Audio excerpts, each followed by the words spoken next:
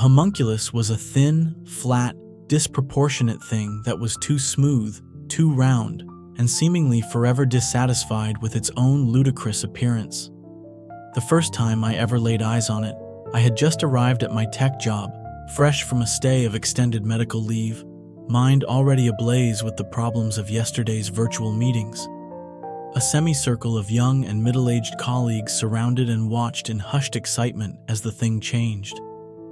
What I initially recognized as an absent man sporting a brownish complexion was moments later a shaved white girl, then someone considerably older, then someone else.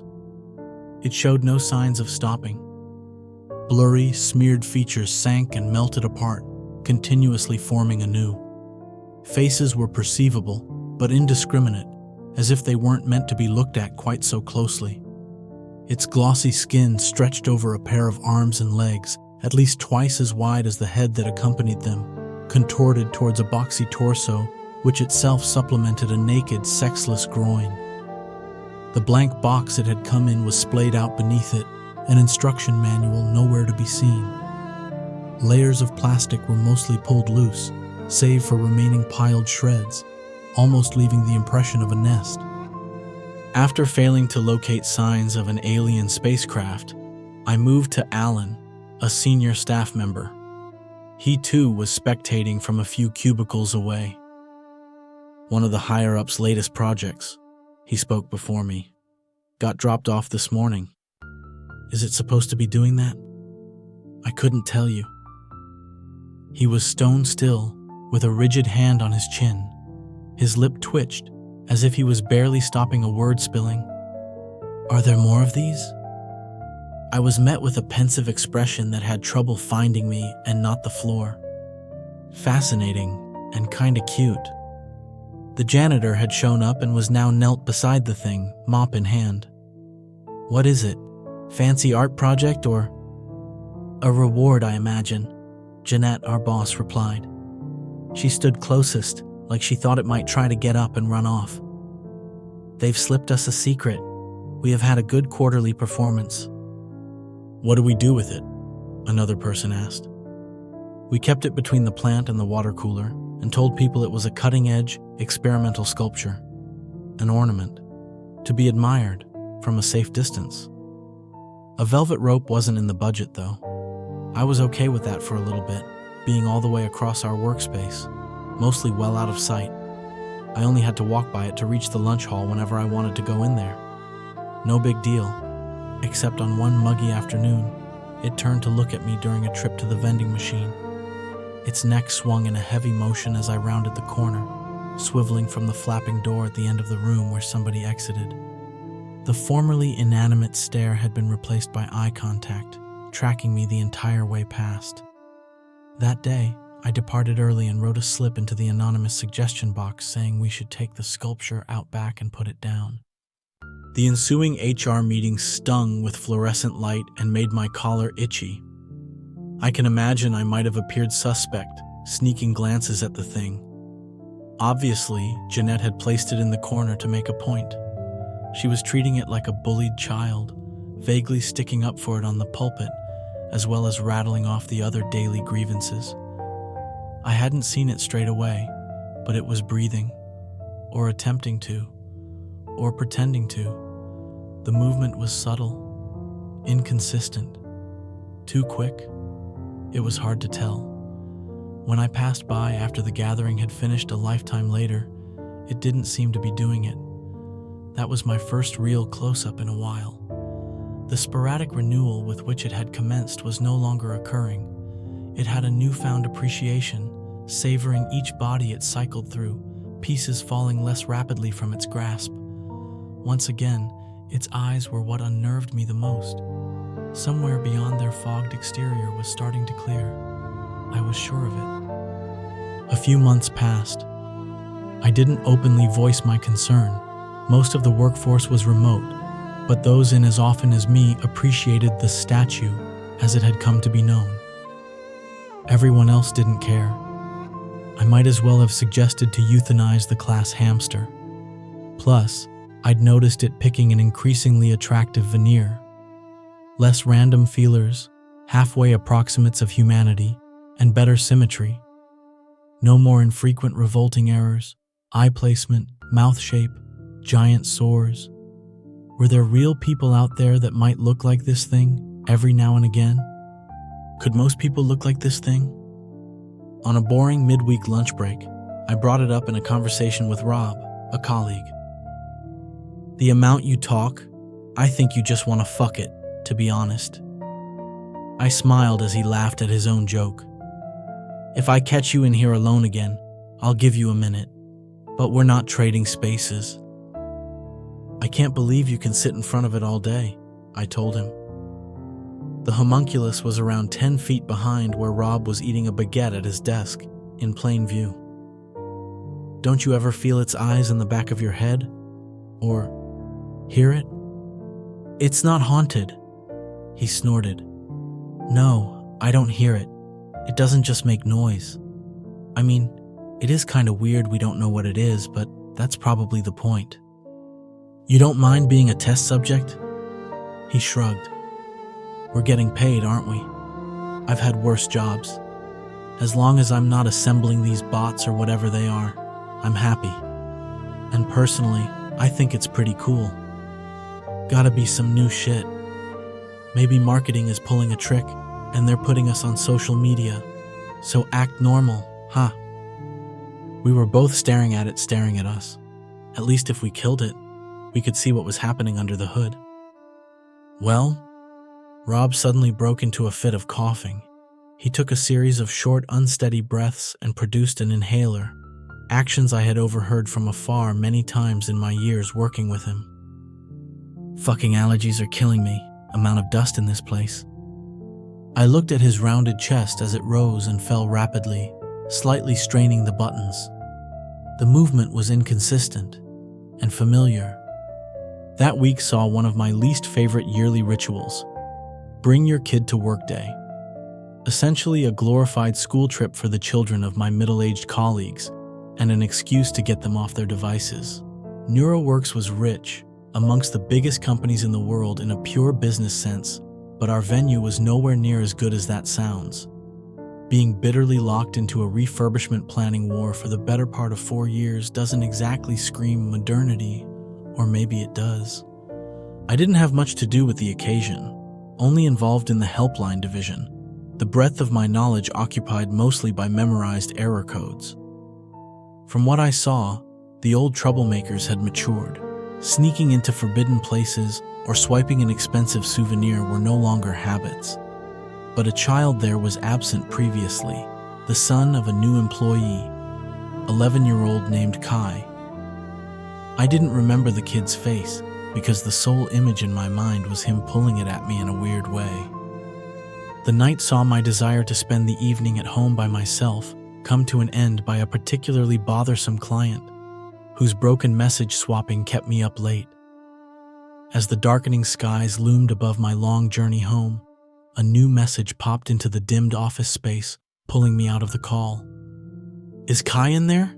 Can't find him down here. Sent from my iPhone. Cheryl had labored as the day's main tour giver. She'd conveniently ignored my previous message on our work-enforced communication app. Do you know where Alan is? Tired, I scrolled on my phone for another minute, eventually taking my earbuds out and trying hard not to hear a peep. Annoyingly, distant chatter was overlapping the static humming of computers. I listened and determined it was coming from around the break room. My shoes squeaked against the linoleum floor as they halted halfway along. Two voices were exchanging, one a clear preteen's and the other undiscernible. I crept nearer, then suddenly stepped out so I was in full view of the scene. In hindsight, I wish I'd eavesdropped longer, but I was motivated by the imperative of proving something that could not possibly be true. Kai was sat on the floor in front of the homunculus. He noticed me quickly and jumped, frozen for a second until he stood up. Sorry, he mumbled. There you are. Cheryl appeared from the staircase doorway, red in complexion. Your mother's very upset with you. She gave me a subdued, appreciatory face, took Kai by the wrist, and left. The kid seemed ill at ease. He gawped back at me as if he was in want of an explanation before he was gone. Meanwhile, the homunculus's boyish looks were neutral. The dimness gave it the air of a disused mannequin, a dormant piece of equipment waiting to be put together. Except its legs peeled inwards no longer. Now they creased into a polite storyteller cross. As the elevator escorted the kid out of the building, I too escaped, scooping up my stuff and ignoring the ringing desk. I was fast walking to the stairs at the opposite end of the floor when a coated figure in clearly as much of a hurry cut out ahead of me. Attempting to turn suddenly caused me to stumble and sort of half-tackle him by the briefcase. Mid-fall, I realized it was Alan. "Watch where you're fucking going." He gathered up a few items he'd dropped. Though his enunciation lacked real venom, the swearing caught me off guard. You wouldn't have known the man was usually quite boring. I wiped off my shirt. "Can you tell me anything else about the working on it?" He'd composed himself rapidly and covered the flight of next-door steps as I was thinking of a response. I wasn't tempted to chase after one of my bosses.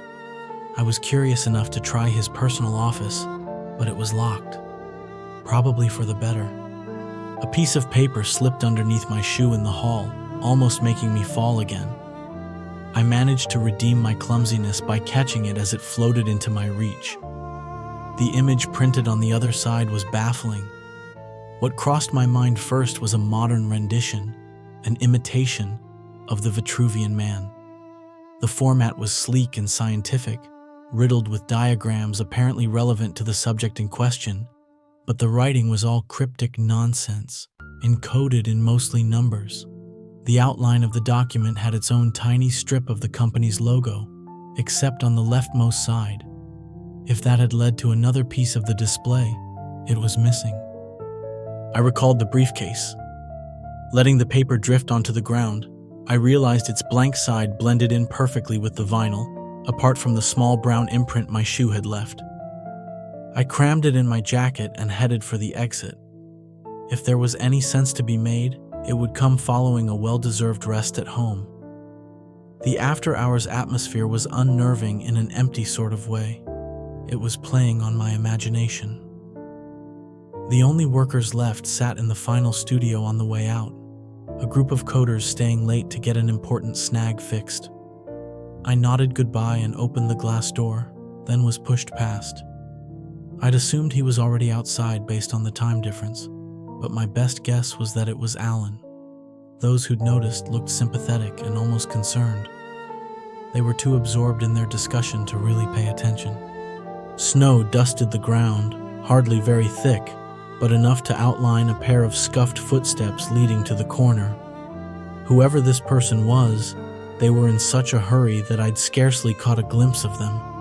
I felt the need to call out, knowing they couldn't be far. "I think I have your..." I was interrupted by a crash loud enough to distort the direction from which it came, being that it echoed across the open courtyard. The noise was marked by a loud impact. I expected to hear the embarrassed whine of an engine, but there was nothing except the solitary whoosh of a passing car on the public road. In fact, the following stillness gave me goosebumps. The want to stay and ask questions had left me, so I hurried to my car instead. The little hours of sleep I received at home were eventful. I dreamt I was staring out of my window, scanning the city from the top floor of a skyscraper. A hole in the clouds parted to reveal an enormous zeppelin, and many ropes and wires sprang forth, hidden in its intricate surface. It pulsated in waves, bleeding gray into the walls. The unlucky ones got caught on the street, the cords, ending in darkened orifices, scattered like rats and flailed accordingly as they forced their way through windows, around ankles, into throats. Ever present was an earthy, static buzz that tickled your ribs and ears. I locked myself in the tiny bathroom of my flat and listened to the muffled screams of neighbors experiencing God knows what, until there was a thump at my own door. I woke up that morning less than eager to go to work. The conditions were icy, but mild in the sun, which had made a rare appearance. I spent the commute brainstorming, wondering whether I should have rang someone and reported the development, however they'd reacted, even if they thought what I'd said was cool. Blocking my way to the homunculus once I'd reached the building was Jeanette, filling out paperwork. I prepared to scoot past her. "It's gone." She said it just as I arrived at the lighter patch of carpet it had been sitting on. "Well, what do you mean?" I couldn't hide the panic in my disposition. "Where?" "Oh my God, it's right behind." The grin was poking out of her face. "Seriously, what's going on?" I had to turn for good measure before she responded. "Relax, Jesus," she laughed. "Corporate took it off the market, I reckon. Or it was only ever meant to be a trial run. Or it was malfunctioning, or they needed it for... Product recalls happen off and on. What are you saying exactly?" "Jan, I swear I heard it talk to Kai." "Who's Kai?" "Kid from yesterday. Kinda bratty one." "Keep your voice down. That's Melissa's son." "Sorry, but at the end of the night I got up and I heard them talking. About... I didn't hear what about, but he... Was he not on his phone? You know the kids are always trying to go on their phones during... No, he wasn't on his fucking phone, okay? He was communicating with that... I lost my words and realized the office had become very quiet. My shoulders curled inwards in embarrassment as I sat wordlessly at my desk. "You need to get over this issue. Would it help if I pointed out you're half an hour late again? It's not here anymore, so I don't want to hear anymore. Got it? You should be happy. Maybe an executive read your suggestion." She walked away, leaving me concealed behind a stack of files. The silence lasted a few beats until the phone started ringing. I hadn't even turned on my computer yet. The rest of my shift was so mundane, I felt it dribbling out of my ears as I drove home. It was late enough that the roads were desolate, but the frigid weather ensured the trip was slow going. My heavy arms indicated I'd be too tired to make food when I got in, so I decided to stop for a Friday McDonald's. Someplace out of the way would be less busy, so I allowed the thought of a warm burger to carry me the extra miles. The ordering post at the end of the gridded path was bent at an angle. Patches of speaker had rusted and been scratched across. I strained to hear, preparing for the worst in terms of audio quality. "Hello, please may I take your order?" Freezing air soared past the open window, chilling me completely. The voice had a local tint, but the inflections were entirely off, the emphasis put in the wrong places. The timbre was both jovial in that simple, disarming way and utterly monotone, corporate. Its overall pitch never shifted. It didn't sound like an impediment.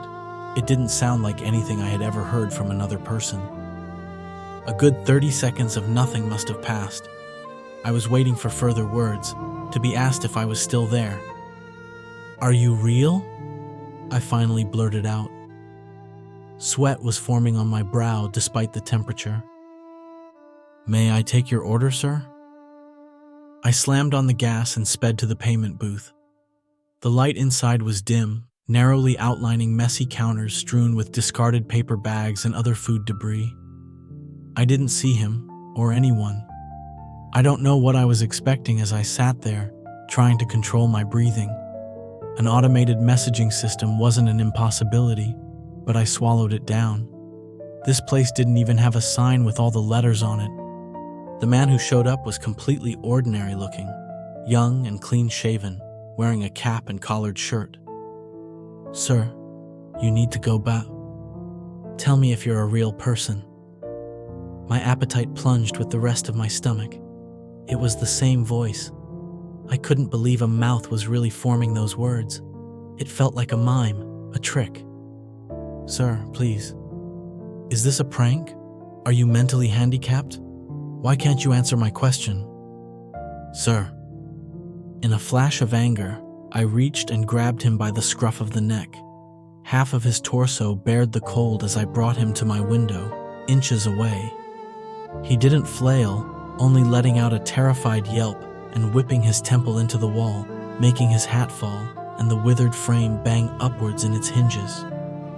His face was red instantly, eyes wet, fixed on the group of people about to cross the road. I was so surprised, I just held him there for a moment longer, then shoved him back into the building and put my foot down, sliding, going so quickly that I skimmed the curb long enough for sparks to form. My heart was racing too fast for me to move as I got to my apartment complex. I stayed in the car for hours, staring at my door on the 3rd floor until I passed out. When I woke up with the indentation of a seatbelt on my forehead, it was time to go to work. Little changed in the office now the homunculus had gone. I picked up some reclusive habits, dropping hobbies, tuning in to online spheres. An immense amount of news was suddenly arising, most notably, a series of incidents affecting the rest of the world. Oil spills, fires, train derailments, factory failures, hundreds of thousands of lives lost, and even more missing or injured. Heartbroken tributes and international respects paid. It was a lot to take in, so much info flying around. So many situations to monitor. It must have been weighing on my performance, because I was demoted from solving issues via phone calls to the texting system exclusively. That meant an influx of trolls, scammers, and generally unsavory individuals. Night came miraculously soon on the last day before Christmas break, after I skipped lunch to continue monologuing an array of answers to strangers. As I was closing apps, I noticed an unseen email. Behind screen, my own design, see the forest for the trees, Alan. Pulling out the monitor caused a sleek, black, rounded device to dislodge. Despite the signature, the email sender column was completely blank, which raised my suspicions. I pocketed the gadget, got up, and surveyed the room. No one about my desk, as per usual. A short walk to the main area revealed a napping Rob, however. With the amount of medication he was on, staying conscious into the evening on top of a bad sleep was a rare occurrence. He had fallen asleep to the thing on his computer, being an amateur horror junkie. A stringy pair of headphones led his ears to the speakers. I took the opportunity to tab out of whatever streaming service he had installed. On the way, I encountered a messaging app. From what I could glean, he was in several detailed conversations with chatbots represented by varying female characters. I tried not to ponder the ramifications of that as I accessed his most recently sent emails. Nothing in our history. He began to stir, so I tabbed back into the movie. "Can you turn that off?" "I'm going home." He yawned and pulled his hands down his face, streaky red lines marking the undersides of his eyeballs. I showed him what I'd found. "Any idea?" He turned it a few times and gave it a shake. Sliding the groove against his palm had no result. "Where'd you get this?" "Off Alan." "Who?" "One of my bosses, or one of Jeanette's bosses, senior guy." He tossed it to me and started gathering his things. Decoration, some idiot designer's idea of a bauble, or you gotta crack into it like a puzzle or an ARG. Hey, that'd be cool, right? I resisted the urge to roll my eyes. Alan left me a note, said he made it, said I should. See the forest for the trees. Figures. I mean, you're always worrying about the tiny stuff. Is that what he meant, though? Rob pulled on a jacket and began walking to the elevator. Quickly, I felt my side for the document. Not there. Shit. Alan must have been here. What? I had a file of his in my pocket and it's gone, and most of the senior staff put out their leave a week ago. He'll be on an island in the Bahamas, not in this shithole. Did he go on my computer? Are you listening to yourself? Rob's voice had traveled higher. You need to lay off the juice, man. Nobody's going on your computer or fishing through your pockets. You want to know what happened? You got a Christmas gift, okay? Enjoy it. Stop looking for Grinches around every corner. If you'll excuse me, I need to leave. I have a stream to be watching. The elevator doors closed between us. I sighed and walked to the device. Its two-toned, seamless design reminded me of the products I was paid to shill all day. Thankfully, That day had turned to night. My main new concern was bumping into Jeanette. Based off an overheard conversation, I knew she was waiting to ask me my next available date for a personal meeting. Summarily, I devised an alternative exit route which involved hugging the outermost edge of the building. It led me to another encounter with the janitor, as well as his apprentice, positioning a sheath of metal to patch up a hole in the fence. "Some drunk biker dickhead crashed, I think," he said to me. "Got a replacement coming in. What you doing out here anyway? You lost something?" "My car." I laughed weakly, but neither of the pair reciprocated. "All right, well, stay safe." He turned and barked an order to his younger assistant. The boy was slack-jawed and dopey-looking, in need of a smaller high-vis and a tissue. Once I'd passed them, I was greeted by the sight of a flurry of driverless vehicles attempting to leave by the road out of the office. They were stuck in a cycle of inching closer and further, frustratingly wary of one another. The line slithered like a pulsating row of Roombas. In the distance, a cacophony of horns could be heard, so faint and ongoing, they practically blended in with the ambience. Knowing this was a glitch that had occurred in earlier months, I sat in my motionless car and killed the time by going on Tinder. Spending Christmas alone, I deduced, had noticeably affected my mood. Rather than put myself on television, venture into a bar, or join the church, I decided to try online dating to brush off the rust. A few newish photos and a week of swiping had finally resulted in progress. A date with a girl named Cynthia. She immediately stuck out to me when I recognized her main profile photo. It had been taken at a park I live next to. We started with that and just went on and on. She was witty and as interested in the humanities as myself, knowledgeable on a whole load of topics. There was some debate on the destination because she wanted to stretch her legs and do an outdoorsy activity. I was hesitant, what with the smog that had descended upon the city. The weather reporters were struggling to pinpoint which foreign crisis it had blown in from, and a lot of countries blamed each other. Wherever it may have originated, I wouldn't be driving an hour out into the country like a serial killer to avoid it. I agreed to her resulting proposal of visiting an art gallery in the city center, followed by a well-received restaurant. Not since my adolescence had I frequented the place, even though I'd always meant to. Cynthia mentioned that her work was featured there as a child, but she'd given up the hobby in favor of learning history at university. Guiltily, I did spend slightly too much time looking up information relevant to her favorite pre-Enlightenment eras. My nerves were on fire. I'd shaved, got my hair cut, and dressed sharply. Still, the flat was such a mess, I left knowing I'd have to crash at hers if the option became available. Arriving a minute early, I waited patiently at the tall entrance gates.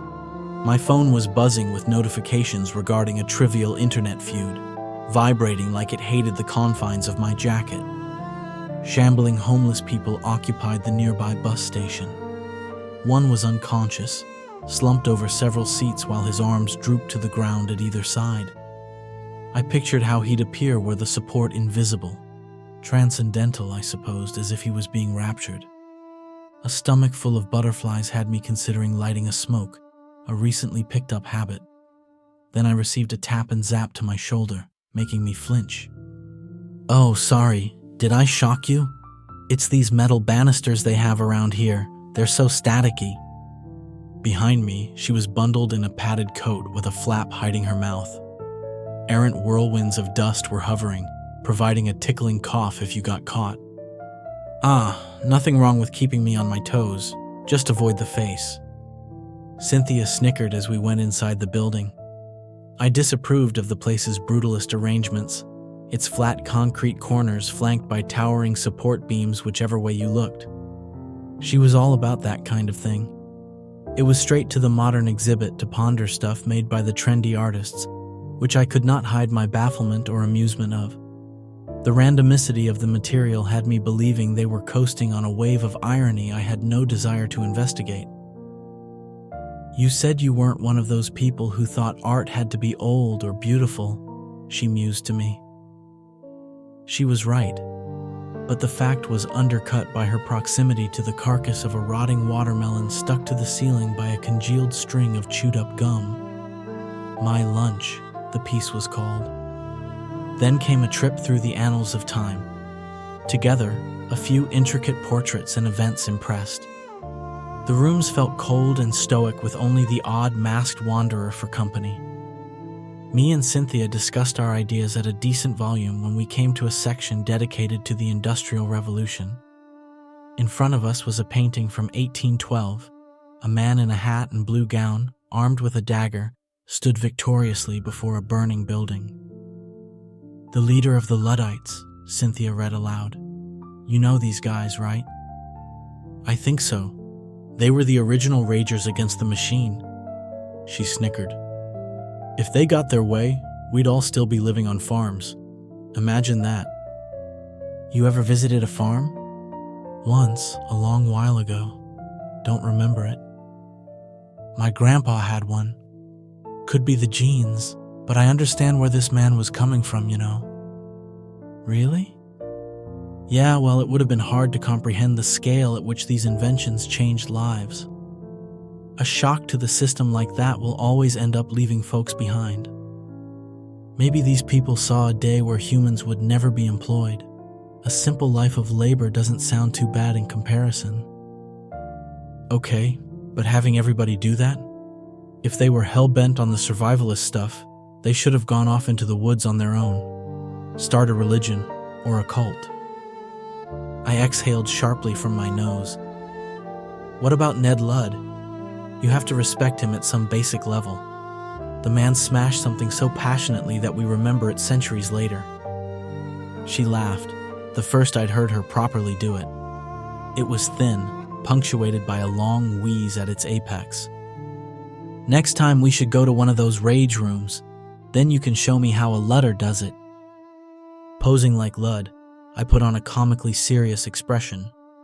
She laughed again, louder, and leant forwards into my arm. The touch of her skin was cool and delicate, matching its pale hue. I grinned and turned to accommodate it, facing the rest of the exhibit. As soon as my eyes were cast to the far wall, a figure darted around the corner. The inhuman speed had induced a blur. It wasn't possible to build up so much velocity from a standing position, enough to only linger on the edge of my vision. I gasped, so Cynthia stood up straight and looked at me uncertainly. "What?" That painting is so striking." It was a wide angle of 5 people sat in cages atop varying plinths. Truthfully, I hadn't gotten to viewing it until then, and her coy face suggested she knew. Unease washed over me as we walked to the main lobby, but I was trying desperately to shrug it off, wary of bursting her bubbly exterior. She pulled me into the moment by examining a sign above an archway. It went on to a recently constructed part of the building. The text printed on the wall in Arial read, "Flattery by Ali Ainkins." "Oh, no way! I didn't know this would be here." "So, this exhibit is special because it's by this cool animal trainer guy who's on tour. His work is put together by what he raises." The corridor ceiling sloped upwards into a square room with an open skylight. I started to realize the amount of time that had passed as I gazed at its starless, unmoving gray. She had led us fully into the space now, where a plethora of landscapes were depicted. This is really all done by animals? I was willing to look past the sloppy aspects of the paintwork if so. Without context, the level on show seemed university grade. Better than my own, though, and admirable to an extent. Yes. Then why aren't they credited? I pointed at a label attached to one frame, which bordered the view from a mountain overlook brushed in oils. It gave a brief description of the artwork, then proclaimed, "By Ali Ainkins," stamped with a minuscule line drawing of whichever animal was responsible. Well, he's the guy that dedicated his life to bringing up and instructing these creatures. They're not exactly going to do much with the credit. If you didn't know, you might assume otherwise. I'm sure it's written down somewhere. She nodded at a work at least 10 feet in height. Look, a monkey did that one. Fueled by Cynthia's giddy satisfaction, we painstakingly acknowledged each piece. I feigned reverence, none very distinguishable from whatever the last contained, no doubt an aerial view incorporating the same pattern of strokes. When she finally tired, she suggested we stop and rest at the adjoining gallery cafe rather than trek to the restaurant, only for us to discover that all available locations had closed and we were being kicked out. The chill in the air told me they'd switched the heating off early. She shivered and clung on to me as we passed through the gates again, out into the night where it was now too dark to see any tramps in the vicinity. "Time flies," she said. "Yeah." Idiotically, I was distracted by fitful bursts of tires squealing in the city, echoing in alleys, and the overlapping din of sirens, stingers of anxiety.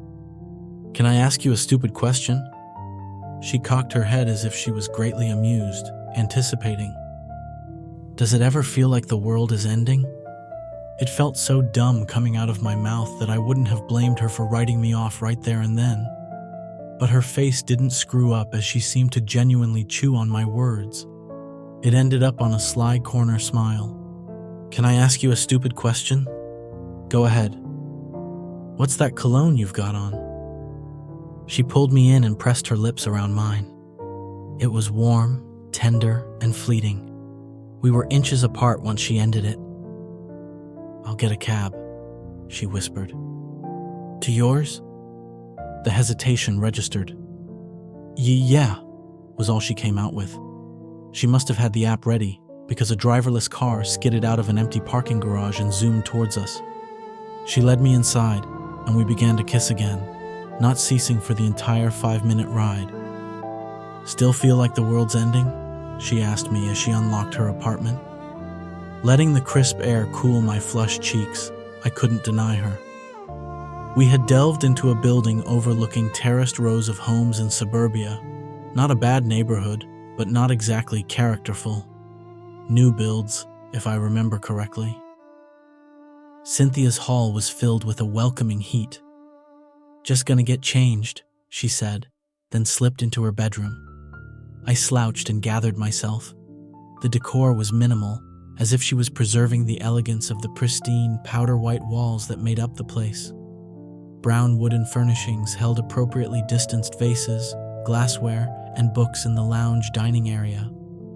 It was cozy enough to be mistaken for a fancy hotel suite, and smelled like fresh clothes, too. Only the doorway alcove had broken free from the restrictive aesthetic, featuring several ornaments. The theme was ancient Greek, even without the name Hephaestus carved into the bottom of a miniature statue. A hanging collage of Mount Olympus leaning against the window jogged my memory. Candles and trays on either side almost gave it the look of a shrine. Part of me felt admonishment for being nosy and turning my attention to the surrounding bookshelves, but it was overpowered by that same disquietude rearing its head. I wanted to let go, except my eyes were telling me something was very wrong. My brain just hadn't caught up yet. Was it the picture frames? I selected one at random and brought it into the light of the indented ceiling bulb. It was a large gray-haired woman and a girl who had a passing resemblance to Cynthia. A cousin with polydactyly by the look of the gnarled end of her arm, which bore extra fingers. Without meaning to sound rude, the older lady wasn't much better off, her grimaced face inset by prominent wrinkles and liver spots. The lower portion of the image showed an odd-legged chair supporting her body. The realization hit me like a freight train. It had been creeping up on me, but I think the square and round legs of the seat were what tipped me off for good. Both of these people were fake. Chipped glass broke in the frame. It hit the shelf and I grabbed another. A woman with Cynthia's red bob and the cheekbones of a plastic surgery addict. The border between her left arm and the smooth curve of her dress was a gradient. On the shelf below, 2 children, whom she had never brought up, posed as though they were in a school yearbook, but their melted glasses and mismatched uniform logos betrayed them. Every sentimental cliché copied, captured. Digital rendering was my best guess, a form of it anyway. I wanted to scream. I picked up a book and yelped in terrified disappointment when I saw the pages, everyone blank. Somehow, I perceived the light filtering underneath her bedroom door before I saw it. Its touch was corrosive, dazzling in the way it illuminated, but stowing an invisible pain, like each tiny ray was a needle of internal damage. Exotic colors spilled my eyesight in spots, my hands shielding my face. There came a droning whir as I smashed the front door open and fled outside. The light poured out of the upstairs windows, growing in brightness, invading the sky. I sprinted down as many side streets as I could take before my lungs gave out and I nearly went to the ground. Although she wasn't following me, I didn't feel comfortable enough to stop walking, choking on spit while wrapping a sweaty hand over my phone to uninstall Tinder and every other social media. I weighed the pros and cons of dropping it into the canal. With how slow the water moved nowadays, anyone committed would be able to fish it back out. What was the end result here? I used to laugh at those people obsessed with stalkers, convinced they were targeted individuals, but out in the open, I was checking my shoulders like a junkie every chance I got. It was a long walk home past gurgling sewer grates spitting up mist. The weather report was wrong, because now was the time that the smog was beginning to roll in, and I was forced to pull my shirt up over my mouth to keep it out. My body cried out for rest as I got home. However, the spent remains of my adrenaline spiked again once I witnessed my busted door, the hinges dangling and the cheap wood bent inward. I crouched and envisioned the place devoid of belongings, just the waste remnants of my laziness left, then contemplated throwing myself from the outdoor balcony. 3 floors won't do it, I thought. I'm better than 3 floors.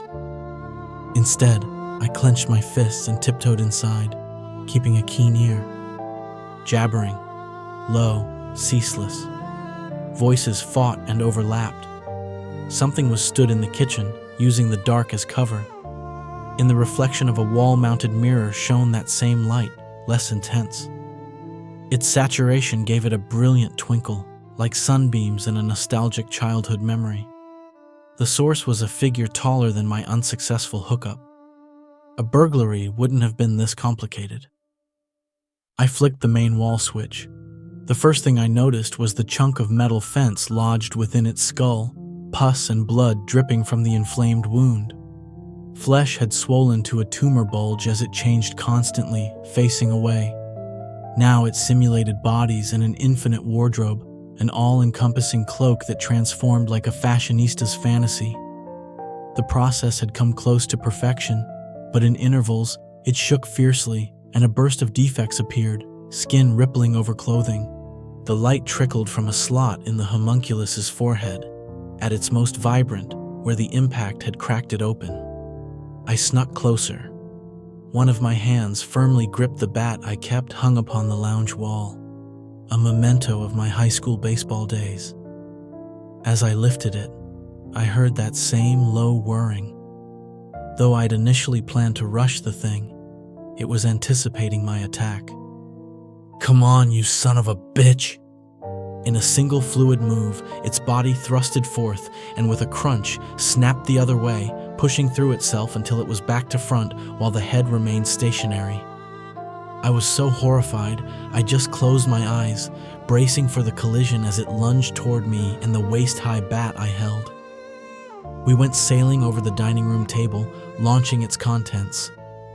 My breath was taken by some solid block protruding out of the black bin liner I landed upon, but I scrambled to my feet nonetheless, blinded by the light's intensity and swinging wildly.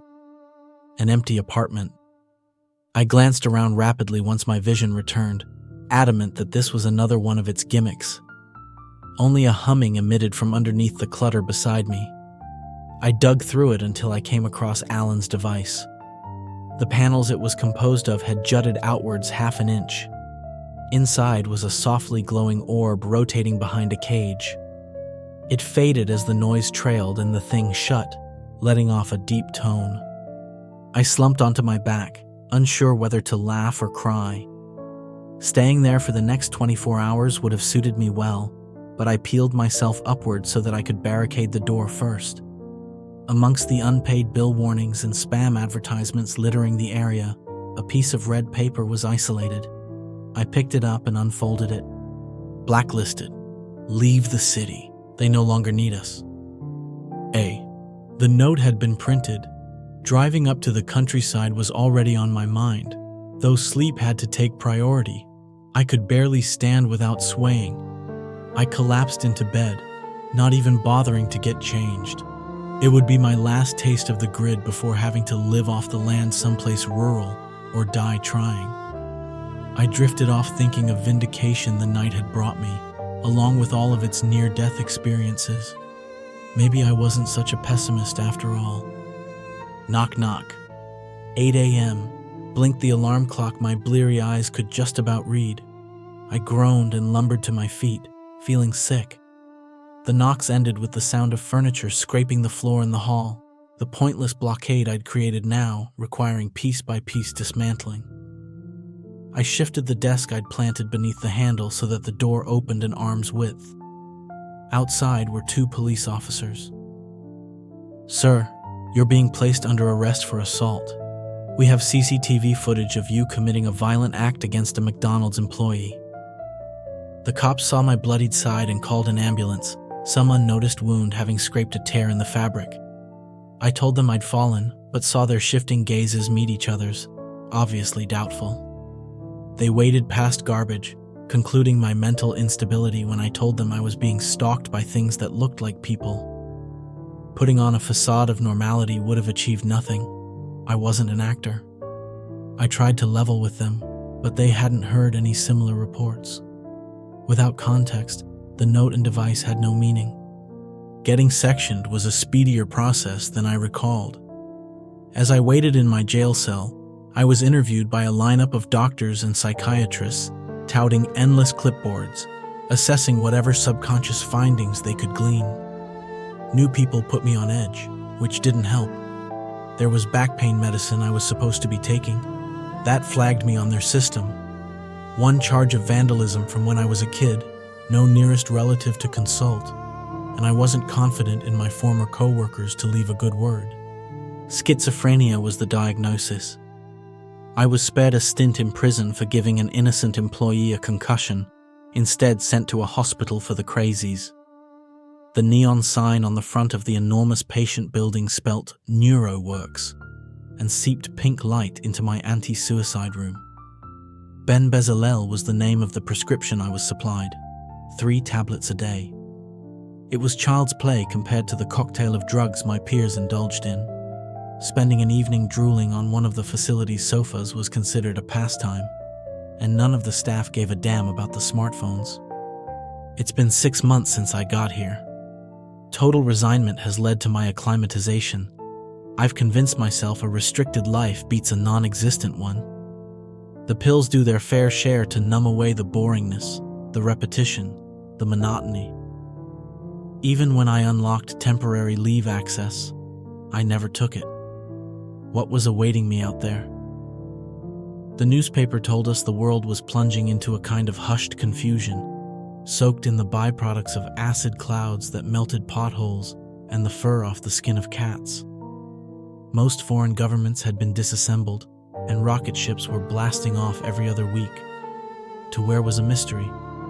Public figures stopped showing up to events. Then there stopped being events.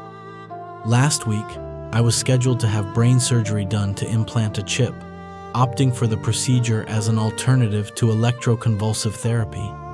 But no one came to my room that morning. No one has come to my room since, and no one in the entire ward has made a sound. It's as if the walls of my enclosure have thickened 1,000,000 times over, except I know the real reason. Why would there be anyone left to check on me? Hunger and thirst should have already brought my end, but I can't bring myself to leave. That's fine. The old world would be better off remembered for what it was anyway. It's just, I think the worst is the light. The sun is blinding at all hours, and so is the bulb. Even the brightness of the monitor is agonizing. In the space, the tissue on my forehead has stretched apart, shadowed by midday dust. I can't see where one beam begins and another ends.